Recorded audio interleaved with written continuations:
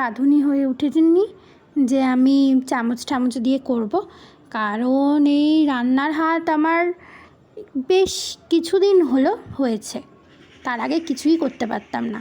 আচ্ছা, 2টো আলু আমি ঝিরিঝিরি করে কেটে নিয়েছি বললাম, আর আলুগুলো আমি হালকা করে সেদ্ধ করে নিয়েছি। দেখো এরকম হালকা সেদ্ধ হবে, দেখেছো?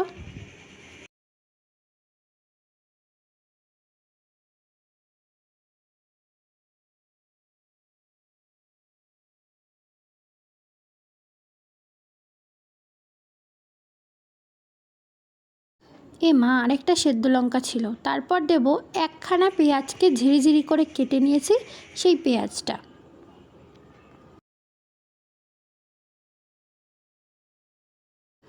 তারপরে দেব একটা শসা কুচানো।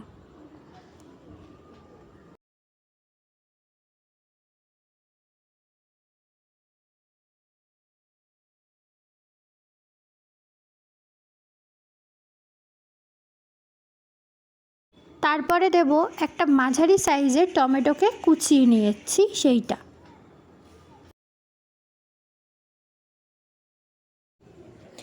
তারপরে পুরো মিশ্রণটা ভালো করে মেখে নেব। মেখে নিয়ে এরপরে ছড়িয়ে দেব ভিজিয়ে রাখা ছোলাগুলো।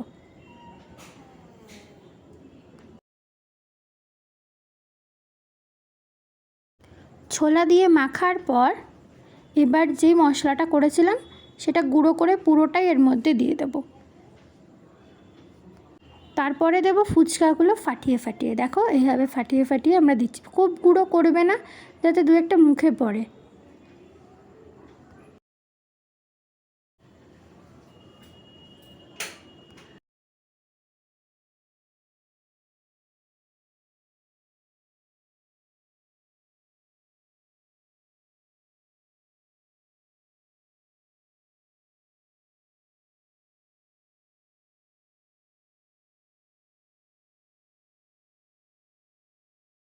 ফুচকাগুলো ভেঙে মেখে নেওয়ার পর এই কন্ডিশন থাকবে।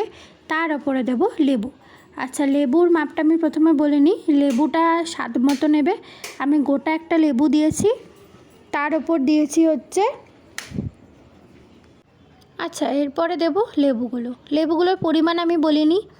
আমি একটা নিয়েছি, তারপরে আরও হাফ নিয়েছি, তার উপরে ছড়িয়ে দিয়েছি হচ্ছে ঝুরি ভাজা। নাও, রেডি আমাদের চুরমুর মাখা। বাড়িতে বানিয়ে ফেলো বাইরের স্টাইলের চুরমুর। খেয়ে অবশ্যই জানিও কীরকম লেগেছে তোমাদের। ওকে, বাই।